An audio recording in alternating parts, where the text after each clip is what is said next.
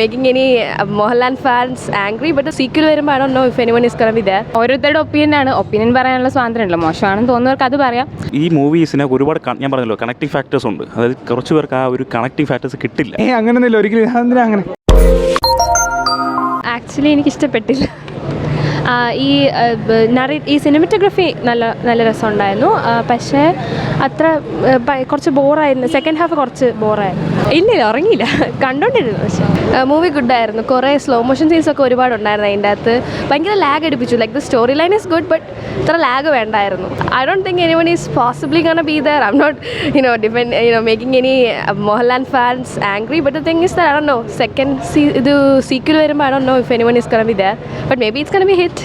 നല്ലൊരു സിനിമയാണ്. ലൈക്ക് നല്ല ഫ്രെയിംസ് ഉണ്ട് ഒത്തിരി, കാണാനും നല്ല ഇൻട്രസ്റ്റിംഗ് ആയിട്ടുള്ള സിനിമയാണ്. പിന്നെ സെക്കൻഡ് ഹാഫൊക്കെ ആകുമ്പോഴത്തേക്കും സ്റ്റോറി കംപ്ലീറ്റ്ലി മാറി.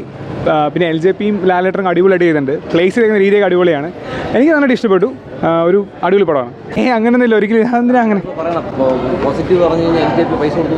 അയ്യോ അതൊക്കെ ആര് പറയാം, എനിക്കറിയത്തില്ല. അങ്ങനെയൊന്നും എനിക്കറിയത്തില്ല. പക്ഷേ അതൊക്കെ വെറുതെയാണ്. പക്ഷേ എനിക്ക് പടം വേണ്ടി കണ്ടു ചെയ്യാൻ പറ്റിയ അടിപൊളി പടമാണ്.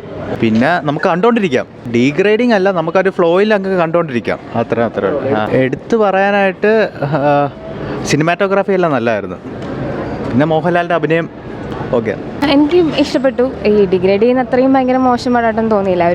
നമ്മളിങ്ങനത്തെ ഒരു സിനിമ കണ്ടിട്ടില്ല, പുതിയൊരു എക്സ്പീരിയൻസ് ആയിരുന്നു. എനിക്ക് നന്നായിട്ട് വർക്കായ പോലെ തോന്നി. പിന്നെ ആൾക്കാർക്ക് ഒപ്പീനിയൻ പറയാൻ സ്വാതന്ത്ര്യമുണ്ട്, പക്ഷെ വല്ലാണ്ട് ഡിഗ്രേഡ് ചെയ്യുന്ന പോലെ തോന്നുന്നുണ്ട് പടത്തിന്.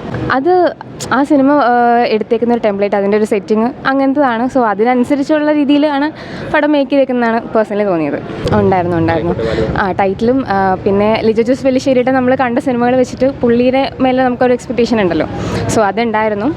എനിക്ക് തോന്നുന്നു പലർക്കും ഒരു പക്കാ കൊമേഴ്ഷ്യൽ എൻ്റർടൈനർ പ്രതീക്ഷ വന്നതുകൊണ്ടായിരിക്കാം ഡിസപ്പോയിൻമെൻ്റ് ഉണ്ടായതെന്ന്. കുറച്ചുകൂടെ ഒരു എക്സ്പെരിമെന്റ് പോലെ എനിക്ക് തോന്നി.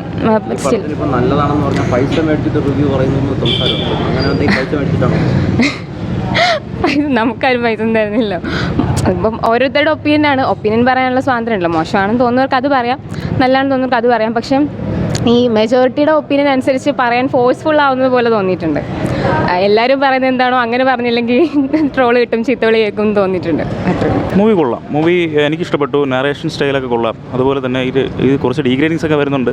അപ്പോൾ ഞാൻ ഒബ്വിയസ്ലി ഈ ട്രെയിലറും റിവ്യൂസും നോക്കിയല്ല പോകുന്നത്. അപ്പം എനിക്ക് ഒബ്വിയസ്ലി ഈ ഒരു നാരേഷൻ സ്റ്റൈലും സ്റ്റോറി പിന്നെ ചിലയിടത്ത് ഗ്രാഫിക്സിൻ്റെ കുറച്ച് ആ ഒരു ഷെയ്ഡ് തോന്നിയിട്ടുണ്ട്, കുറച്ച് നെഗറ്റീവ്. ഇപ്പോൾ സ്റ്റോറി പക്ക എക്സിക്യൂഷനും ഉണ്ട്. പിന്നെ അതിനകത്തുള്ള എലമെൻറ്റ്സ് ഉണ്ട്. ഇപ്പം ഈ മോഡേൺ ലൈഫിൽ അതുപോലെ തന്നെ നമുക്ക് ഇപ്പോൾ എന്താ പറയേണ്ടത്, കണക്ട് ചെയ്യുന്ന കുറച്ച് പ്രിമിറ്റീവ് ഫാക്ടേഴ്സ് ഉണ്ട്. ഫാക്ടേഴ്സൊക്കെ വെച്ച് കണക്ട് ചെയ്യുമ്പോൾ പേഴ്സണലി ഞാൻ എൻജോയ് ചെയ്തിട്ടുള്ളൂ. നല്ലൊരു മൂവിയാണ്. കാരണം ഈ മൂവീസിന് ഒരുപാട് ഞാൻ പറഞ്ഞല്ലോ കണക്റ്റിംഗ് ഫാക്ടേഴ്സ് ഉണ്ട്. അതായത് കുറച്ച് പേർക്ക് ആ ഒരു കണക്റ്റിംഗ് ഫാക്ടേഴ്സ് കിട്ടില്ല.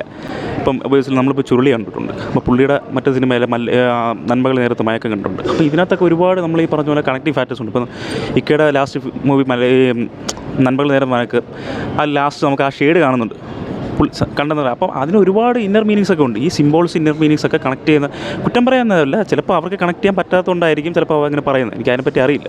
എനിക്ക് ഒബ്വിയസ്ലി പേഴ്സണലി ഞാൻ എൻജോയ് ചെയ്തിട്ടുള്ളൂ. നല്ലൊരു മൂവിയാണ്.